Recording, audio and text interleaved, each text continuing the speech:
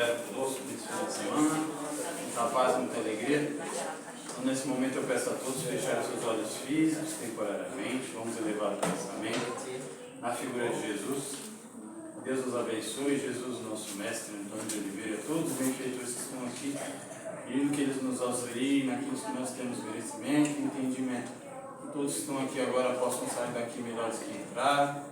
Aos irmãos que estão chegando, Deus abençoe. Aos irmãos que talvez não vão conseguir chegar, Deus os abençoe onde quer que eles estejam.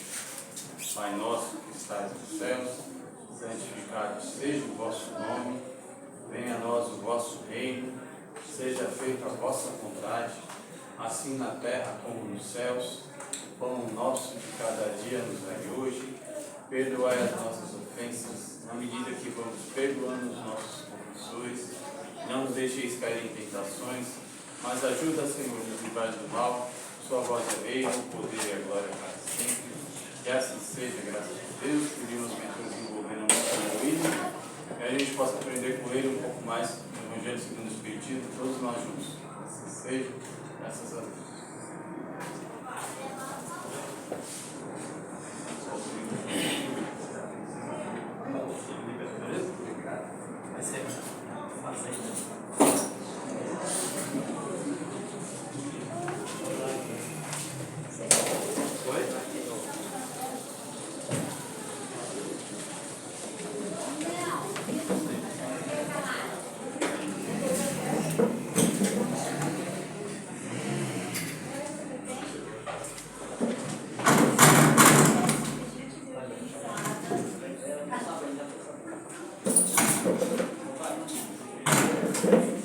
Boa noite, pessoal.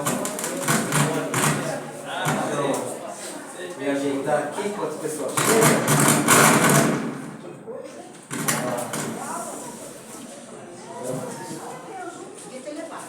E aí, pessoal, quem ainda não conheço, levanta a mão quem não me conhece.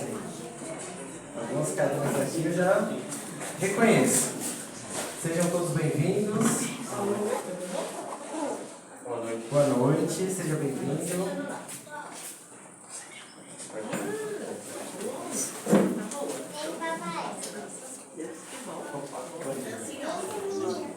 Pessoal, se ajeitar.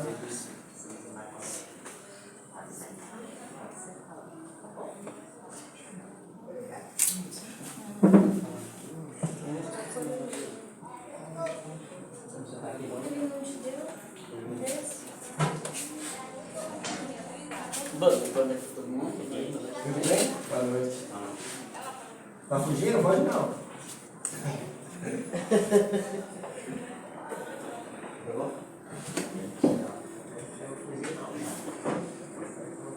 Vamos lá, pessoal.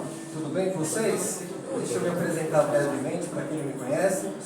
Eu me chamo Willi, sou trabalhador do Centro Espírita Maria do Sacramento. Maria do Sacramento fica na região do Tucuruvi. Quem conhece aqui a região do Tucuruvi? Fica ali próximo da Avenida Mazei. Os trabalhos lá acontecem de quintas à noite, palestra e tratamento espiritual, igual aqui com passes, e aos sábados pela manhã. Tá? Então é uma alternativa, muitas vezes as pessoas não podem ir à noite, né? E preferem ir aos sábados, pelo menos é um dia que as pessoas estão em casa, né? Muitas delas, e é de manhã, das 9h30 às 10h30. Tá? Depois a gente tem um café da manhã gostoso lá, que a gente sempre faz. Então estão convidados a conhecer. Seguir também o Instagram, CE Maria do Sacramento, tá? Serão muito bem acolhidos. Então, pessoal, hoje nós vamos conversar um pouquinho sobre o capítulo 4 do Evangelho segundo o Espiritismo. Eu tenho para mim que é uma das lições mais complexas do Espiritismo, porque é uma das lições que quebram alguns tabus, né? Porque nós vamos falar, talvez, do que mais diferencia o Espiritismo das outras religiões, das outras doutrinas, que é a questão da reencarnação, né? E a religião é um dos assuntos que mais atrai também as pessoas para o Espiritismo e que gera mais curiosidade, né? Que é a questão da reencarnação. É reencarnação? É ressurreição? É nenhuma coisa nem outra? como que a gente aborda esse tema aí no Espiritismo, né? E o capítulo 4, ele traz exatamente esse tema. Ele pega um trecho ali da Bíblia e vai desmembrar esse trecho e explicar sob a ótica do Espiritismo, tá? O capítulo 4. Então, eu vou ler esse trecho para vocês, para a gente começar a conversar sobre ele. Pessoal, as minhas palestras não são palestras, tá? Eu te conheço. Boa noite. As minhas palestras não são palestras, são conversas. Então eu gosto que vocês participem junto comigo, porque aí a gente vai debatendo e fica um negócio mais gostoso aí de se fazer. Tá? Eu gostaria de saber aqui, quem aqui é espírita ou quem veio de outra religião? Sem preconceito algum e sem julgamentos. Quem veio de outra religião? Tá. O resto é espírita mesmo, então.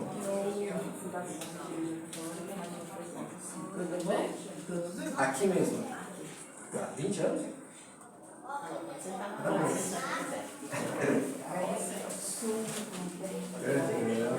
Tá. Boa noite, pessoal. Então, assim, eu também venho de berço católico, tá? Eu fui batizado, crismado na Igreja Católica. Até hoje eu me sinto muito bem na Igreja Católica, mas sem o ritual da missa. Eu vou muitas vezes à Igreja Católica, quando está lá vazia, eu e o Mestre Jesus ali conversando, tá? O ritual da missa já não é legal para mim. Por dois motivos. Por conta que são muitos rituais na minha concepção e por conta da minha mediunidade, né? Então, uma breve história, né? Na minha adolescência, quando eu frequentava a missa, eu passava muito mal. Né? Eu saía de compuntura, eu saía vomitando. Mas por quê? Porque a minha mediunidade já estava aflorando, né? E dentro da igreja existem muitos espíritos, né? Muitos espíritos desencarnados, né? E isso me prejudicava porque eu não tinha a mediunidade educada, vamos dizer assim. Aí a partir daí eu fui procurar um centro espírita, estudei, eduquei a minha mediunidade e ali eu me achei. E ali eu fiquei, e ali é onde conseguiu responder as minhas dúvidas, né? Que muitas vezes a gente ia para o padre fazer uma pergunta e é isso e pronto. Não é isso e pronto, a gente precisa entender. Né? Então ali eu fiquei, ali eu me apaixonei e virei um trabalhador do centro espírita. Tá? Eu pergunto isso, pessoal, da onde cada um veio, porque quem lê, ou quem já leu a doutrina, a literatura espírita, vocês percebem que é um pouco complicada de se entender. Em alguns pontos, né? Existem palavras complicadas, palavras antigas, né? E que pode trazer alguma dificuldade para algumas pessoas. Então eu pergunto isso para saber qual tipo de linguagem eu vou usar na nossa conversa, tá bom? Mas por que isso, né? Por que a literatura espírita é uma literatura tão difícil de ler e de se entender?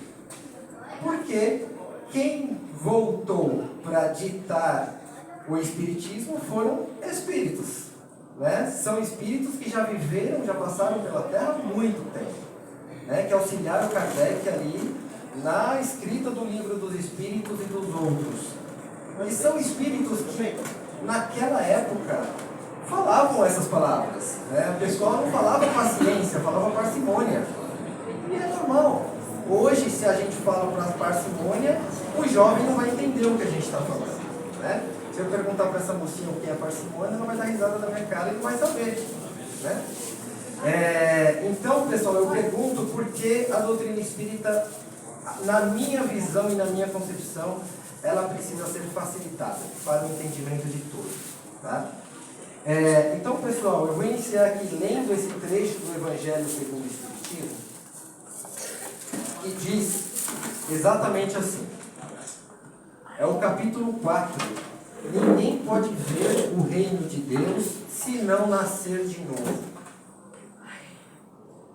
E veio Jesus para os lados de Cesareia, de Felipe, e interrogou os seus discípulos. Pessoal, eu vou ler e depois a gente vai conversar sobre. Durante a conversa, o que vocês não entenderem, levante a mão, a gente para, a gente debate, a gente direciona. Tá? Porque assim fica de fácil entendimento de tudo. Não é porque eu estou aqui que eu sei mais do que vocês, a gente está sempre em evolução. Né? Então vocês sabem muita coisa que eu também não sei.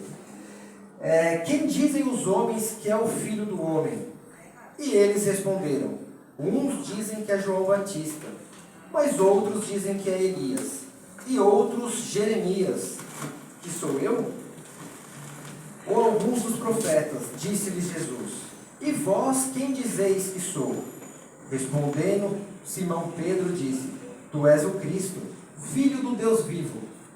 E respondendo, Jesus lhe disse: Bem-aventurados és, Simão, filho de Jonas, porque não foi a carne e o sangue que te revelaram isso, mas sim o meu Pai que estás no céu.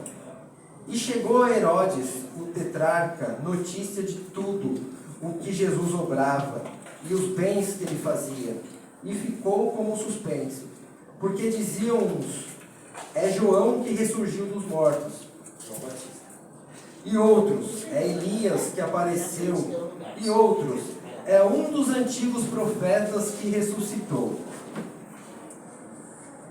Então disse Herodes: eu mandei degolar João, e quem é este que ouço semelhantes coisas? Buscava ocasião de o ver. E os discípulos lhes perguntaram, dizendo: por que dizem os escribas que importa vir Elias primeiro? Mas ele respondendo lhes disse: Elias certamente há de vir, e há de restabelecer todas as coisas. Digo-vos, porém, que Elias já veio, e eles não o reconheceram. Antes fizeram dele o quanto quiseram. Assim também o Filho do Homem há de padecer às suas mãos. Então compreenderam os discípulos que João era de João Batista que Jesus falava. Esse trecho então está no capítulo 4 do Evangelho segundo o Espiritismo e em São Mateus, na Bíblia. Tá? Capítulo 17, versículos 10 a 13. E em São Marcos, capítulo 18, versículos de 10 a 12. Então, pessoal, o que é o Evangelho Espiritismo? Né? Nada mais do que a Bíblia desmembrada sob a ótica do Espiritismo. Né? Muitas coisas do que a gente encontra aqui estão também na Bíblia Católica, na Bíblia Evangélica, e o Espiritismo só faz elucidar as palavras que estão lá, que são de muitas interpretações. Né? Então, pessoal, eu trouxe uma colinha aqui para me ajudar também, e a gente vai conversar um pouco sobre este capítulo aqui. Então, vamos começar com o que significa o que Jesus disse a Nicodemos: só pode ir aos céus se nascer de novo. Olha que frase intrigante, né? Quando Jesus disse, os apóstolos não entenderam o que Jesus falou, porque perguntaram para Jesus o seguinte: mas como um homem velho pode nascer de novo? Ele vai entrar de novo no ventre da mãe? Né? E Jesus respondeu: ele vai renascer em espírito. Mas aquele povo, ele não entendia, né? Assim como Jesus teve que ter diversas parábolas para ensinar coisas simples para eles, né? Então nós temos a parábola da figueira seca, nós temos a parábola dos trabalhadores da última hora, nós temos diversas parábolas de Jesus, onde ele explica coisas muito simples, mas para que aquele povo daquela época pudesse entender, teria que ser sobre parábolas. Caso contrário, não causaria entendimento. Vamos voltar um pouquinho, pessoal, lá na época de Moisés. Todo mundo sabe quem foi Moisés aqui? Desceu lá com os 10 mandamentos. Então, o que Moisés fez? Né? Quem era Moisés? Né? Moisés era um profeta muito famoso na época. Por que muito famoso? Porque era um homem muito bom, um homem que só fazia o bem. Então a fama dele vinha do bem que ele fazia. E sob a ótica do Espiritismo, Moisés tinha uma mediunidade muito latente, muito aflorada, né? Então, através da sua mediunidade e sob a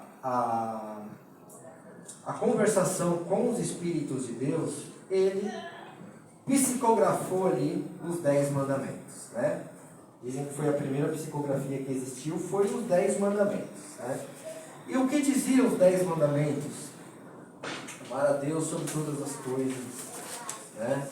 Amar ao próximo como a ti mesmo, não matarás, não roubarás, não cometer adultério, né? E por aí vai. Aquela época, como que Moisés conseguiu, vamos dizer assim, disciplinar aquele povo? Através dos 10 mandamentos. Porque aquele povo era um povo muito arredio, era um povo que vivia em guerra, né? Existiam muitos colonos que um era rival do outro, que era rival do outro, por conta da crença de cada um. E através dos 10 mandamentos, o que o povo viu? Poxa, existe um Deus acima de tudo aqui. Se eu não for por esse caminho, o que pode acontecer? Eu posso me ferrar. Então, Moisés conseguiu disciplinar aquele povo, né, através dos 10 mandamentos. Poxa, Willy, mas os 10 mandamentos então é mentira, não existiu. Não, muito pelo contrário. Os 10 mandamentos é a maior lei que Deus já nos deu. Tá? Quando eu falo que ele precisou dos 10 mandamentos para disciplinar o povo, é porque o povo começou a acreditar num Deus punitivo, num Deus castigador. Se eu não fizer dessa maneira, Deus me castiga. Se eu não fizer da maneira que é para fazer, Deus vai me punir. É ou não é? Minha avó e minha mãe, que são católicas, elas estão nessa do Deus castigador até hoje. Quem nunca falou pro filho ou pro neto, não faz isso que Deus castiga. Né? Isso veio de muito tempo. E esse muito tempo é desde a época de Moisés. Né? Não é desde a época de Jesus, é desde a época de Moisés. Olha como é antigo esse Deus castiga. Né? Feito isso, era o que o povo daquela época precisava. De um Deus que causasse medo. Né? Um Deus que causasse medo, que os disciplinasse por ter medo. Resolveu? Resolveu. Passado-se muito tempo, andou na terra aquele cara ali chamado Jesus. E o que Jesus falou? Eu não vim destruir a lei. Qual lei? A lei de Moisés. Eu vim fazê-la cumprir. Só que Jesus, à época dele, ele já percebeu, e ele já veio intuído a isso, que aquele povo era um povo mais à frente, era um povo mais civilizado do que aquele povo de Moisés. A sociedade evoluiu, assim como hoje, tudo evolui. Né? Então, as pessoas que viveram junto a Jesus Cristo eram um povo mais civilizado do que o povo à época de Moisés. Através dessa evolução, Jesus já começou a ensinar outras questões para esse povo. Coisas que lá atrás Moisés não poderia ensinar. Moisés não poderia sequer citar. Pensa se lá atrás Moisés vira e fala: existe vida após a morte. Como morre? Como assim? Aí, né? Aí o que Jesus fez? A maneira dele começou a elucidar a mente dessas pessoas. E Jesus falou o seguinte, em uma das passagens, que ele foi tentado, perguntaram o seguinte para ele: se você é o Filho de Deus, se você não veio destruir a lei de Moisés, então fala para mim qual que é o mandamento mais importante. Para ver se ele sabia dos mandamentos, se eles conheciam os mandamentos. E Jesus, muito inteligente, disse o seguinte: amarás ao seu Deus de todas as forças e de todo o seu coração, e amar ao próximo como a ti mesmo. Através destes 2 mandamentos, você resume todos os outros. Olha a resposta que Jesus deu. E as pessoas foram pensar: poxa, se eu amar vocês como eu me amo, eu não vou cometer um mal a vocês. Se eu amar a minha esposa como eu me amo, eu não vou cometer adultério, eu não vou traí-la. Se eu amar a pessoa que eu conheço na rua como a mim, eu não vou roubar. Se alguém me fazer mal, eu não vou matar a pessoa, porque eu amo aquela pessoa como eu me amo. Então, se você tiver esses 2 mandamentos na sua cabeça, você não precisa dos outros. Estão entendendo? Concordam? Então, foi isso que Jesus falou, muito inteligente. E a partir desse ponto, aqueles que duvidaram dele, deram um passinho para trás, ele conhece a lei, e conhece mais do que nós. Então aquelas pessoas já ficaram espertas com Jesus. E além disso, Jesus conversou com os apóstolos e com aquele povo sobre diversas parábolas. Eu fiz uma palestra semana passada sobre a parábola dos trabalhadores da última hora, né? Tem a parábola da figueira seca, tem diversas parábolas ali que nada mais são do que caminhos para que Jesus conseguisse ensinar as pessoas sobre os ensinamentos que Moisés não podia fazer naquela época, né? Dito isso, pessoal, muitas vezes a gente também interpreta a Bíblia, o Evangelho, ao pé da letra, né? Como Nicodemos interpretou quando Jesus falou isso para ele, que ninguém pode ir ao céu se não nascer de novo, né? Mas Jesus usava uma linguagem simbólica. Jesus não podia falar exatamente sobre o que era, não ainda, né? E nisso, pessoal, Jesus passou pela terra, Jesus morreu, e veio a terceira revelação. A terceira revelação, que foi o Espiritismo, né? Através do Espiritismo foi-nos podido saber que existe vida após a morte. Olha que loucura! A alma dos mortos voltaram para nos dizer que a vida continua. Pensa Moisés falando uma coisa dessa lá naquela época. Então, pessoal, o que nos leva a crer? Tudo é nos revelado na hora certa, né? Tudo é nos revelado na hora certa. Às vezes a gente quer alguma coisa, às vezes a gente quer algo na nossa hora. O que Deus fala pra gente? Não é no seu tempo, é no meu. Não adianta chorar e espernear. Você ainda não está pronto para isso, né? Aí quando a gente menos espera, acontece a coisa boa. Olha aí, tá vendo? Aí foi no tempo dele. Talvez se você tivesse tido naquela época, você não teria sabido o que fazer, ou tivesse perdido. Aí Deus te deu na hora certa, né? Eu tenho certeza que isso já aconteceu com vocês, né? Então a gente sempre a gente parece criança mimada, né? Que é tudo na nossa hora, mas não é na nossa hora, é na hora de Deus. Então assim também é com as revelações, né? Moisés revelou à época dele o que ele podia revelar. Jesus revelou à época dele o que ele podia revelar. E Allan Kardec, através dos Espíritos, revelou à época deles o que já era possível revelar. Paramos por aqui? Eu tenho certeza que não.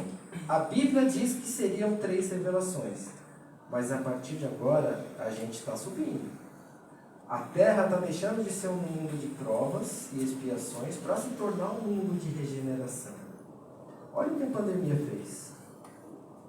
Olha o que a pandemia fez. Olha o tanto de espíritos que deixaram a Terra na pandemia. Espíritos ruins e espíritos bons, na nossa concepção, né? Mas muitos desses espíritos talvez que não reencarnem mais na Terra. Porque era uma pessoa ruim? Não.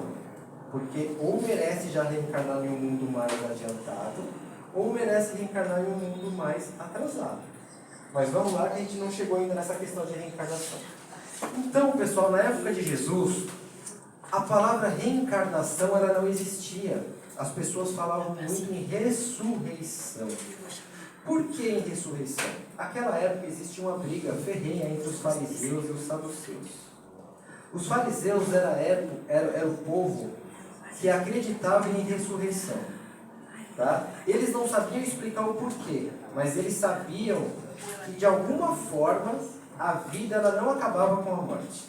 Só que eles não conseguiam explicar como a vida continuava. Poxa, a pessoa ressurgia, a pessoa ressuscitava, existia um céu, que a pessoa ia para o céu e morava todo mundo no céu, existe um inferno onde os maus vão para o inferno. Então, os fariseus acreditavam que existia um algo a mais após a morte. E os saduceus acreditavam que não, que a vida era uma só. Morreu, acabou. Acabou. Você virava pó, não existia alma, não existia espírito, você tem o seu momento para fazer acontecer. Não fez? Acabou. Você não existe mais. E eles eram muito conservadores, né? A maioria deles eram políticos, cobradores de impostos, então eram aquelas pessoas rígidas, aristocratas. Era preto no branco, tudo que passasse disso era filosofia. Né? E o fariseu eram mais abertos ao conhecimento. Né? Hoje, se fosse na nossa época, uma religião, por exemplo, que é muito doutrinadora, por exemplo, o Testemunha de Jeová, eles são muito ali na deles, né? Eles não acreditam em outra explicação para o que eles acreditam, mesmo que a gente esteja provando, não, o meu é o certo. Esse era o saduceu. Eram pessoas aristocratas muito rígidas. Tá? Mas por que eu estou dizendo isso? Porque então a palavra reencarnação não existia. Então tudo era ressurreição. Ressurreição. Ressurreição. Só que com a luz do Espiritismo, a gente compreende que o Espírito ele renasce, mas em um corpo novo e não no mesmo corpo. Quando nós morrermos, isso aqui vai virar pó, vai para a terra, o bicho vai comer. O Willy ele vai renascer não no mesmo corpo. Talvez o Willy renasça como José, como Ingrid, como Daniel, como Daniela. A gente não sabe, né? Mas o corpo ele não tem condição de renascer. Vamos pegar o fato mais curioso e mais complicado de não entrar, mas a gente vai entrar. Em termos de ressurreição. Qual que é a ressurreição mais famosa que a gente conhece? Jesus que ressuscitou ao terceiro dia na Páscoa. Né? Isso é o que a igreja coloca. Mas se você chegar para um padre, para um pastor e perguntar, mas como Jesus ressuscitou, se ele não tinha mais um corpo, né? E por que o corpo dele, físico, se ele tivesse, atravessava a porta, assumia e aparecia?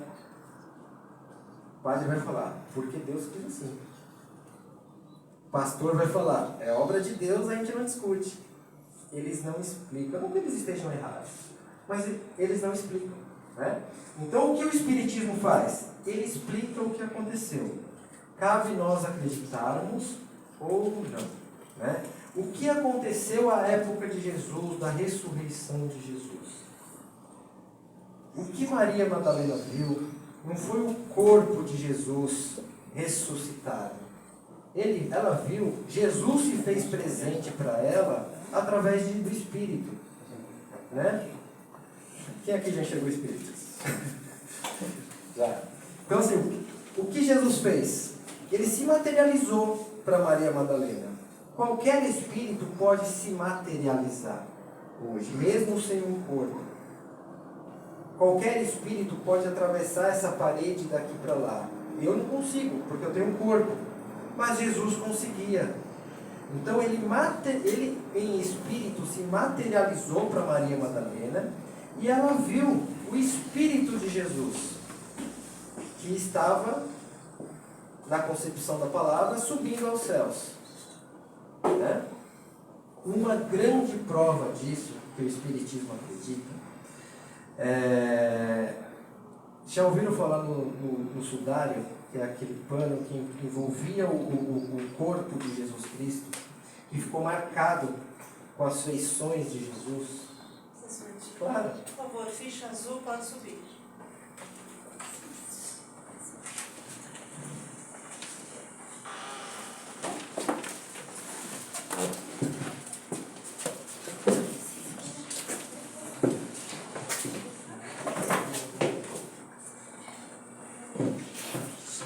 Então, pessoal, onde eu estava? Jesus se materializou. Sudário, boa. Então, aquele pano que é o sudário, que ficou marcado com as feições de Jesus, o Espiritismo acredita que ele ficou dessa forma. Por quê? Porque o corpo de Jesus sumiu. Isso é um fato, o corpo de Jesus sumiu. Não se sabe se roubaram. Não se sabe se roubaram, o que aconteceu. O Espiritismo acredita que os bons espíritos desfizeram o corpo de Jesus. Por quê? Para que o corpo de Jesus não ficasse sendo adorado pelas pessoas. Pelo que ele foi, aquele túmulo ia virar um local de peregrinação, né? Ia ficar adorando o corpo, né? Igual a gente hoje vai aos cemitérios em busca de acalento para os nossos parentes que já se foram. E os espíritos não queriam aquilo pela grandeza que Jesus foi. Então eles desmaterializaram o corpo de Jesus, o que ficou marcado no sudário, as feições de Jesus, e o Espírito de Jesus foi para o plano espiritual. E foi o Espírito de Jesus que Maria Madalena viu. Por favor. Na época de Jesus, naquele momento, já existia historicamente, pelo menos na época, algum local que houvesse adoração a alguém, alguma coisa, porque só a espiritualidade conseguia visualizar isso. Isso. Porque não tem na história nada registrado, por exemplo, que Rogério morreu e um monte de gente lá peregrinando de volta. Não tinha, Se porém... quiserem imitar alguma coisa que só eles viam. Por quê? Porque Jesus foi o maior, né? Vamos dizer assim. Foi o único que fez os feitos que fez. O único que arrebatou multidões. Até quem era contrário a Jesus se dobrou aos feitos de Jesus. Então, para evitar que Jesus virasse um mártir, foi feito isso. Tá? Mas isso, volto a dizer, sob a ótica do Espiritismo. Tá? Eu acredito muito, e eu sou muito estudioso para outras crenças também. Tá? Mas já ficou muito mais provado do que não foi o corpo de Jesus que ressuscitou. Tá? Porque o corpo atravessava portas e paredes. Coisas que não acontecem com o Espírito. Tá?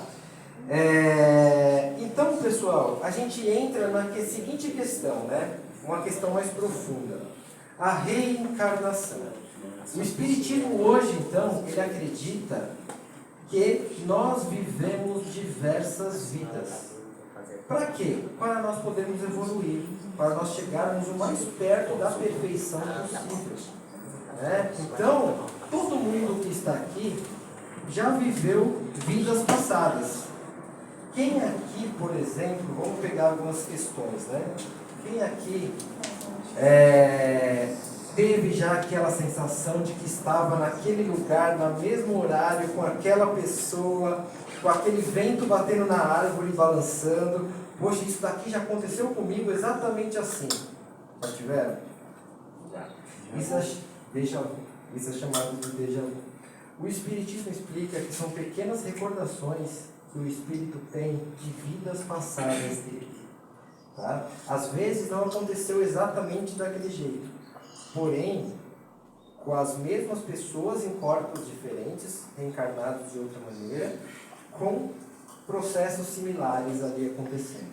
Como a gente explica, por exemplo, aquela criança do tamanho desse garoto que já nasce sabendo tocar piano, que nasce superdotado de inteligência, né? Eu assisti um documentário, não sei se vocês assistiram, de um garoto que foi entrevistado que lembrava exatamente das telas que ele tinha pintado em outra vida. Ele foi um pintor em outra vida.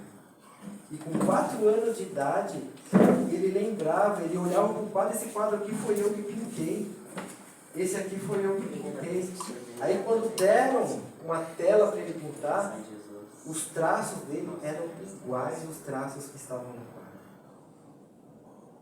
Né? Então assim, existem muitos indícios de que espíritos encarnados trazem lembranças e habilidades de outras vidas passadas. Né? Porque existem pessoas tão boas em alguma coisa e outras tão boas em outras. Né? Por exemplo, se eu for cantar, eu sou uma negação cantando, mas eu tenho habilidades que outras pessoas não têm. Né? Como uma pessoa nasce com o dom da voz aos 4, 5 anos de idade, sendo que nunca fez uma aula de canto na vida. Né? Quantos e quantos prodígios não passavam naquele The Voice Kids lá da Globo? Né? Então a gente vê que muitas coisas os espíritos trazem de outras vidas. Né? Mas a gente entra no porquê agora. Por que reencarnar? Né? Primeira pergunta do Livro dos Espíritos. O que é Deus? Deus é a inteligência suprema. Ele é infinito. Ele não tem começo e ele não tem fim. E ele é justo e ele é bom. Se Deus é justo e Deus é bom, e ele é o Pai de todos nós, vocês realmente acham que ele ia fazer com que a vida fosse uma só? Por exemplo, o condenado que mata, o culpado que mata uma pessoa e não foi preso. Vocês realmente acham que vai ficar por isso mesmo? Que aquela pessoa não vai aprender como se comportar? Aquela pessoa que fez muito mal naquela vida e faleceu. Vocês realmente acham que essa pessoa vai para o inferno ficar se debatendo ali até o sabe Deus quando? Ou Deus vai dar a oportunidade daquela pessoa reparar o erro? O suicida que tira a vida, você acha que ele vai ficar vagando 1000 anos aí sem o carinho do Pai? Você acha que Deus vai dar a oportunidade dele refazer o mal feito que ele fez? Deus, ele é Pai amoroso. Deus, ele é Pai justo e bom. Então, por maior que seja o mal... Vai lá. Por favor, ficha verde.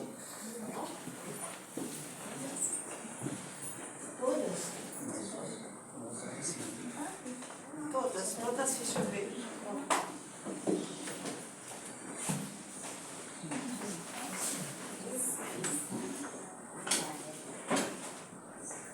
Então, pessoal, por pior que seja o mal que a pessoa comete, ela sempre vai ter uma segunda chance. Sempre vai ter uma segunda chance. Talvez essa segunda chance não chegue nessa vida, mas vai chegar em outra vida, para que esse espírito possa se redimir. Né? É diferente, por exemplo, uma pessoa que vive no mal.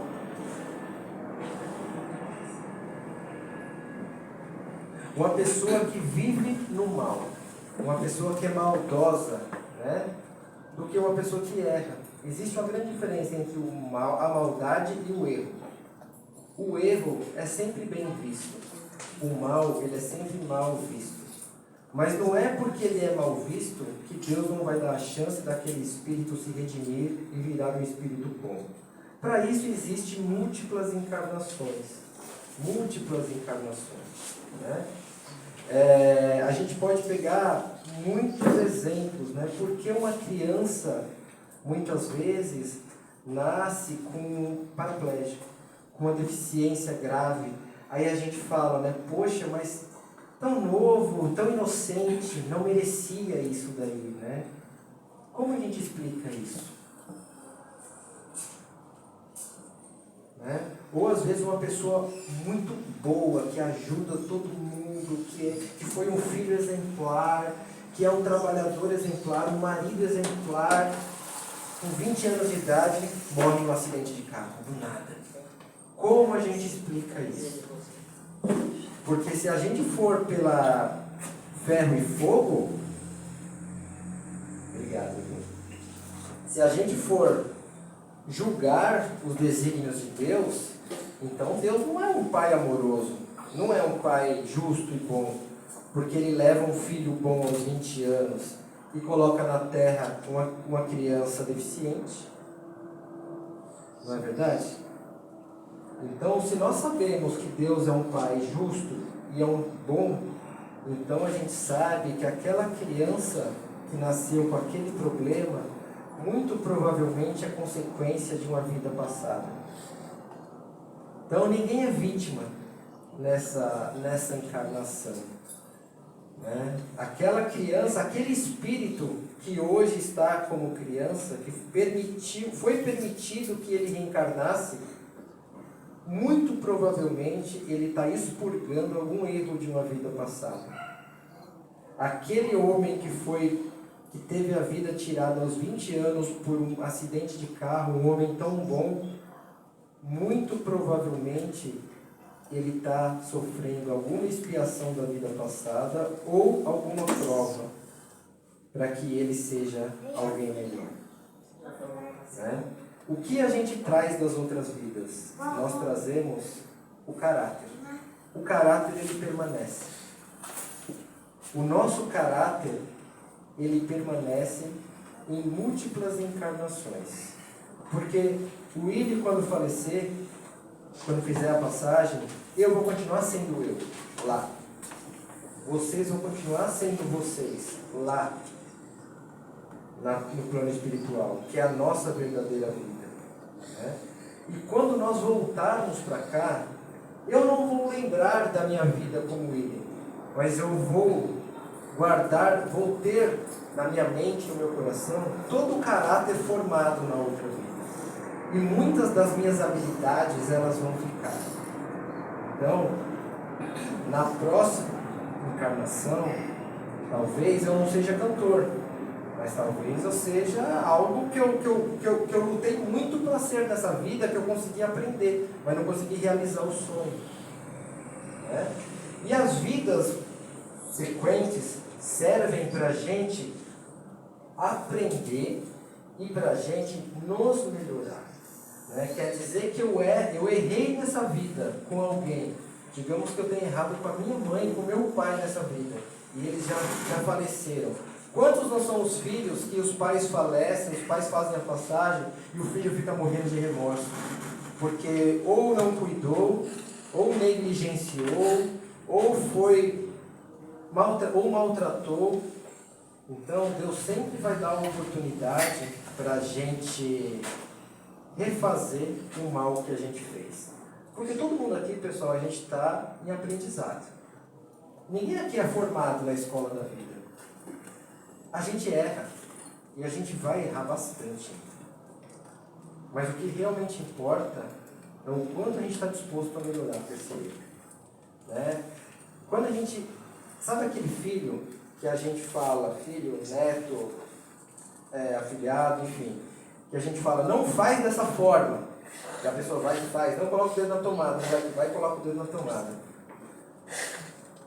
Quando ele levar o choque, ele nunca mais vai colocar o dedo na tomada. Enquanto ele não levar o choque, ele vai continuar te desobedecendo, porque ele não passou pelo negócio ruim. Quantas vezes minha mãe falou, Willi, não vai, faz isso, faz aquilo. Eu tinha que ir lá e quebrar a cara para aprender que não era daquele jeito. E mãe dificilmente erra, hein? Então, nada mais é do que a justiça divina, né? Porque alguns nascem com tantas dificuldades, como eu falei, e outros com tantos privilégios. Tem gente que já nasce rico sem ter tido um dia de trabalho. E tem gente que já nasce numa miséria. E que parece que quanto mais trabalha, mais pobre fica. Né? Então, A reencarnação, pessoal, ela explica essas aparentes desigualdades. Tudo tem uma causa. E se essa causa não estiver nessa vida, tenha certeza que ela está em vidas passadas. Né? Às vezes as coisas acontecem com a gente fala, poxa, mas o que eu fiz para merecer isso? A maioria das vezes está nessa vida. Se a gente for lá para trás, a gente vai saber que alguma coisa a gente fez, né? É igual quando acontece alguma coisa de errado na nossa vida. A tendência qual que é? Acontecer outra coisa de errado. E outra. Quando a gente está lá embaixo, parece que a gente não consegue se levantar. É ou não é? Parece que acontece uma coisa ruim atrás de outra. Aí a gente fala, ô que fase, né? E a gente não sabe, precisa ir no centro tomar um passe. Não é verdade? Precisa me benzer, precisa ir na igreja. Quando a gente está caído, é muito difícil levantar. Mas por que é muito difícil levantar? Porque a gente entra em sintonia com a galera lá de baixo. Com aquela galera que não quer o nosso tempo. Né? É igual quando a gente mora em um bairro muito perigoso. O que a gente vai fazer? A gente vai trancar as janelas, colocar a melhor porta, a melhor tranca, a melhor fechadura, grade nas janelas, é ou não é? A gente não vai dar mole pro ladrão. Só que espiritualmente a gente dá. Vocês já perceberam isso? Espiritualmente a gente dá.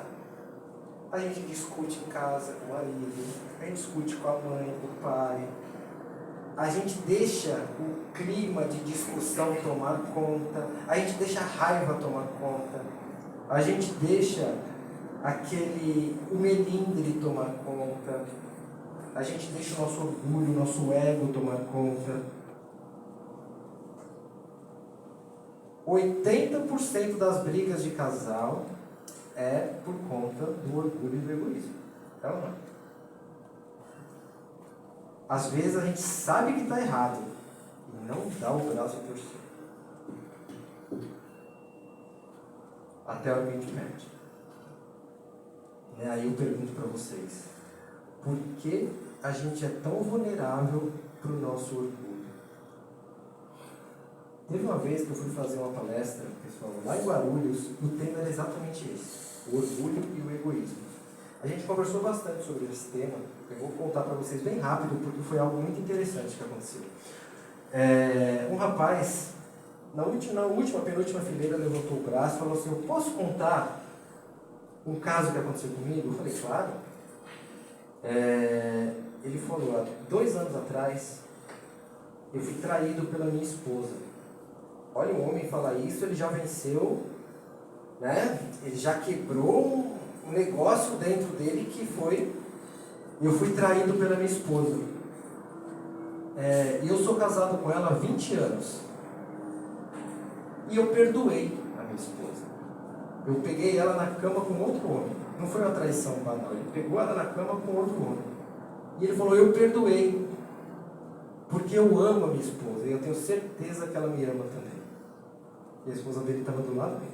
E ela permitiu que ele falasse aquilo.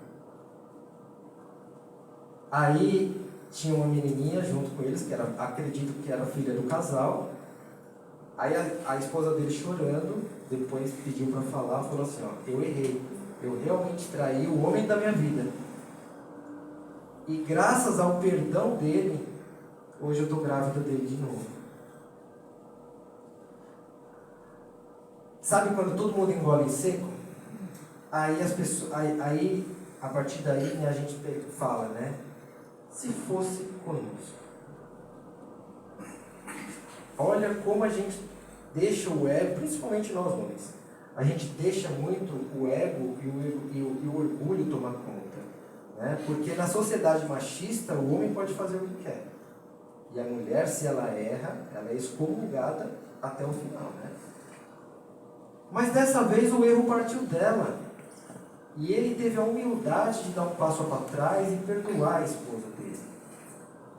Pensa o que esse homem não sofreu de gozação dos amigos, da família, como ficaram no ouvido dele. Aí eu pergunto, o que vale mais? Ser feliz ou seguir o que os outros falam? Se ele fosse, eu tenho certeza absoluta que 99% das pessoas falaram para ele terminar a pesquisa. E ele seguiu o coração dele. E Deus deu a dádiva de mais um filho para o casal e acredito que eles estejam felizes. Olha quanta oportunidade a gente perde, né? Às vezes a gente briga com as pessoas e por orgulho bobo a gente perde as pessoas. Às vezes a gente briga com o nosso filho e o nosso filho vai brigado com a gente para a escola e acontece alguma coisa na rua. E aí? Às vezes a gente briga com a nossa mãe, sai para trabalhar, não tem paciência com a nossa mãe. A gente não sabe se vai encontrar a nossa mãe em casa também de novo. Então a gente precisa deixar um pouquinho esse orgulho de lado, né? E se permitir ser mais maleáveis. Sabe aquilo? Vamos fechar os olhos pelo que os outros vão falar. Vamos apenas seguir o nosso coração. Não importa se você é homem, se você é mulher, não importa. O seu companheiro, a sua companheira, o seu filho, a sua mãe, o seu pai vai errar com você.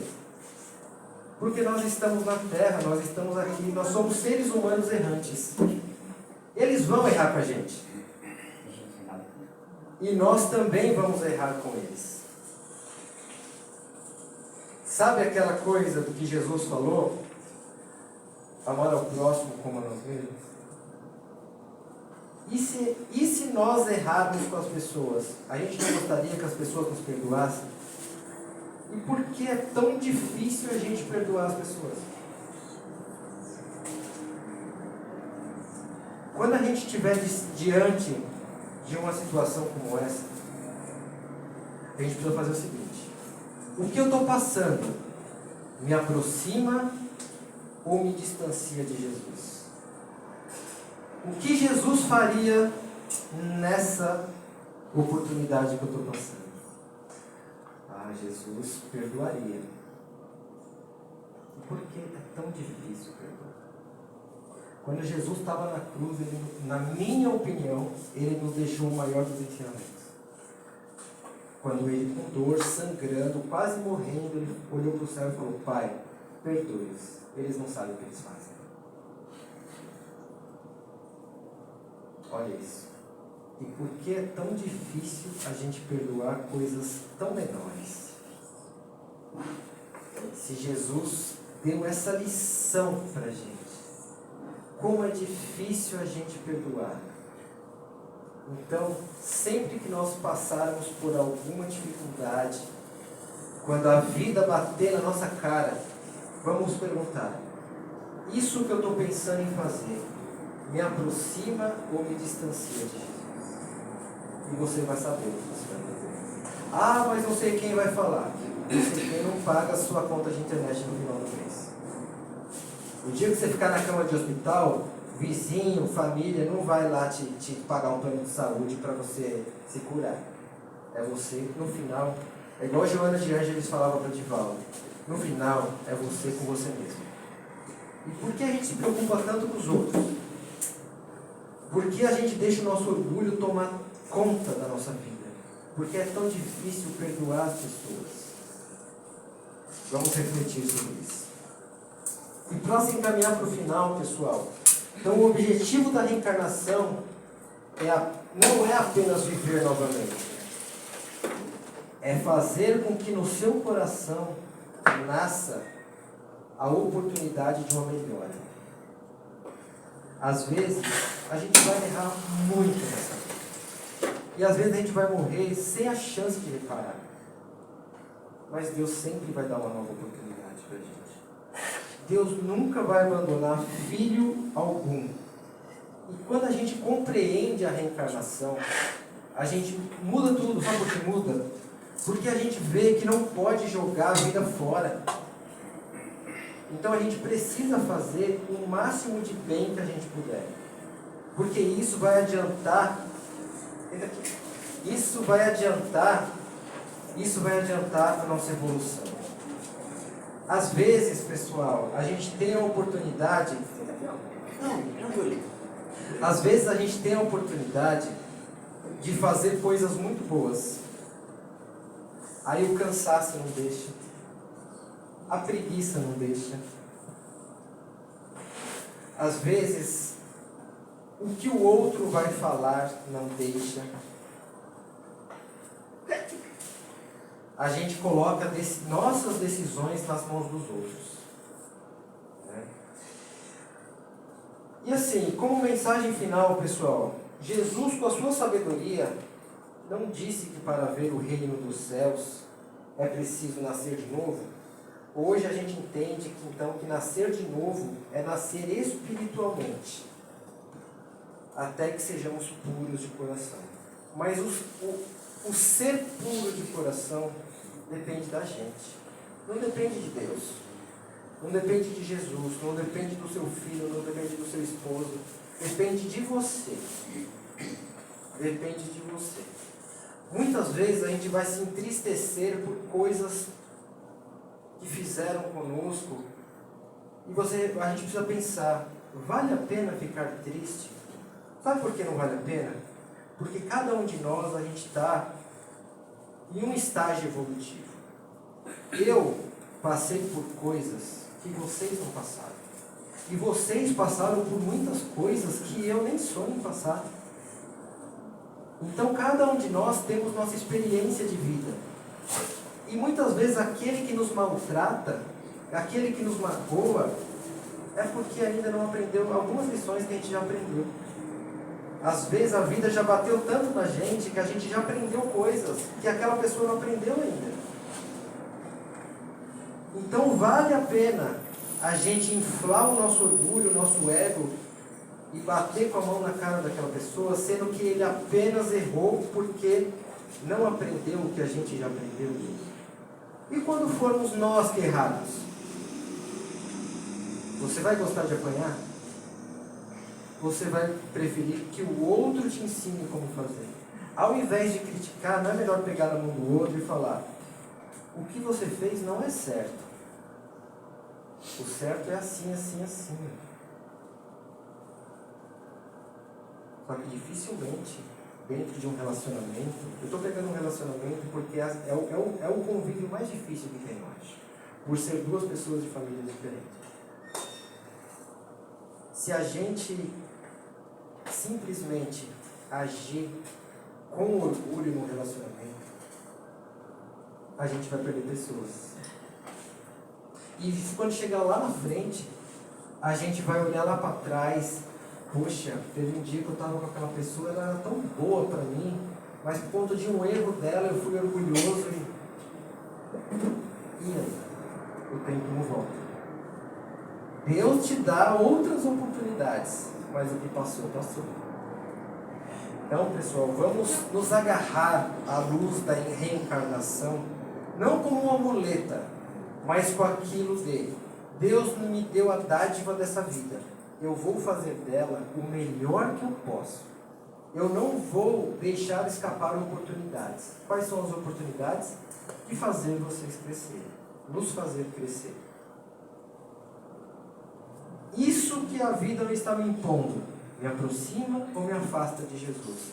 Me aproxima, então eu vou fazer porque vai me fazer crescer. Me afasta, então eu vou dar um passo atrás e não vou fazer, mesmo que o orgulho grite, porque isso vai me atrasar na evolução da vida. Lição de casa para essa semana, pessoal. Lição de casa. Sempre que a vida nos der um limão, vamos colocar um salzinho nesse limão, né? Vamos engolir esse limão por mais amargo que seja, porque o próximo limão não vai ser tão amargo quanto o primeiro. O amargor da vida vem na surpresa. Depois que a gente passa por aquilo, o próximo é fichinha. Não é. Depois que a gente passa por... Ninguém sai de um problema pior do que entrou. Depois que a gente passa por aquele problema, aquilo se torna fichinha. Mas para outra pessoa que nunca passou por aquele problema, pode ser o fim do mundo. Tá? Então nunca critique uma pessoa que está em depressão, nunca critique uma pessoa que tem ansiedade, nunca critique uma pessoa que tirou a própria vida, nunca critique uma pessoa que está passando por dificuldades financeiras, por mau uso do dinheiro. Por quê? Porque aquela pessoa ainda não aprendeu o que você já aprendeu. Mas talvez ela já tenha aprendido coisas que você não aprendeu. Obrigado, pessoal. Todos possam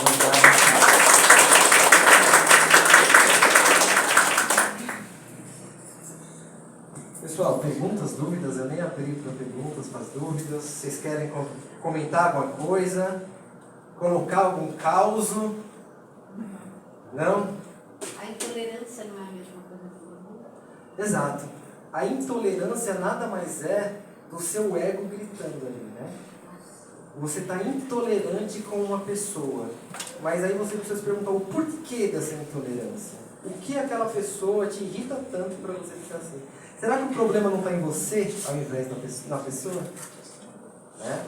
Os psicólogos dizem que quando a gente implica muito com a pessoa, é porque tem algo dela a ser trabalhado dentro da gente. Eu acho que vale refletir sobre isso daí. Isso é intolerância em todas as questões, tá? Existe intolerância religiosa, existe intolerância à orientação sexual, a time de futebol, a política que está num grau absurdo. Né? Então sempre a gente precisa dar um passo atrás e pensar, vale a pena? Vai pagar minhas contas? Vai chegar mais perto. Vai me aproximar de Jesus Cristo ou vai me distanciar? E seguir a vida, gente. A gente se preocupa muito com os outros. Se preocupar um pouquinho mais com a gente. Já é tão difícil pra gente ficar olhando para a vida do outro. Né? Já está tão difícil pra gente. Exatamente. Pois é. Aí a gente tem que fechar os ouvidos e fingir que não é pra gente. Exatamente. Exatamente. Às vezes a gente está olhando a grama do vizinho e não está vendo que o nosso gramado está cheio de praga. Vamos olhar um pouquinho mais para a gente. E deixa lá. E se ele está criticando, lembra, é porque ele ainda não aprendeu algumas lições que a gente já aprendeu. E deixa a vida mostrar. Né? É isso, pessoal. Obrigado mais uma vez. Obrigado à casa pelo convite. Sempre sou muito feliz aqui. E todas as pessoas que vieram para o tratamento possam receber a cura, receber o acalento. E Jesus, Ele nunca nos abandona. Isso aqui é uma prova. E aqui é um hospital que Ele está oferecendo para a gente. E sempre que vocês forem num centro espírita, vai com a cabeça aberta, vai com fé no coração que vocês vão receber o que vocês querem, o que vocês precisam. Porque se a gente vai sem fé, é melhor ficar em casa com o Jornal Nacional. Tá? Obrigado, pessoal.